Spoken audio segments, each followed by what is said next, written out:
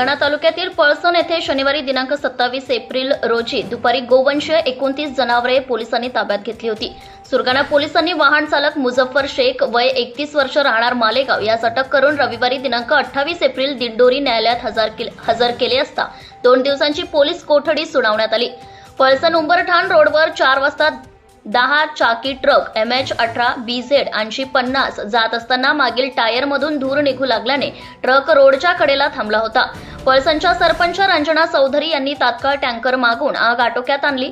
यावेळी परिसरातील जागरूक नागरिकांनी ट्रकची ताडपत्री वर करून बघितली असता आतमध्ये गोवंशाची 29 जनावरे आढळून आली। ही घटना सुरगाणा पोलिसांना कळवली असता पोलिसांनी घटनास्थळी धाव घेत गोवंशाची सुटका करत त्यांना सुरगाणा येथील गोशाळा येथे ठेवण्यात आले। या 29 गोवंशांपैकी 6 गोवंश मृत्युमुखी पडले होते। ट्रकमध्ये बांधून ठेवलेल्या 13 वासरू, 1 बैल, 15 गायी अशी एकूण 29 जनावरे ताब्यात घेतली। ट्रक व गोवंशाची किंमत 19,87,000 रुपये इतकी आहे। ट्रक चालक मुझफ्फर शेख यांची पोलिसांनी कसून चौकशी केली असता ही गोवंश रात्री वाहनात भरल्याने गावाचे नाव माहिती नसून मालेगाव येथे नेण्यात येणार असल्याचे त्यांनी सांगितले।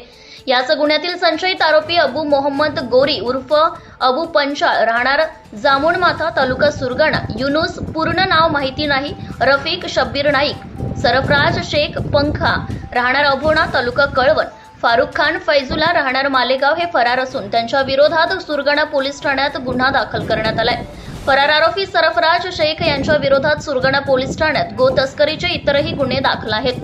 पुढील तपास पोलीस निरीक्षक संजय गायकवाड यांच्या मार्गदर्शनाखाली पोलीस उपनिरीक्षक सुजित पाटील, सहाय्यक पोलीस उपनिरीक्षक तुळशीराम झुरडे करीत आहे।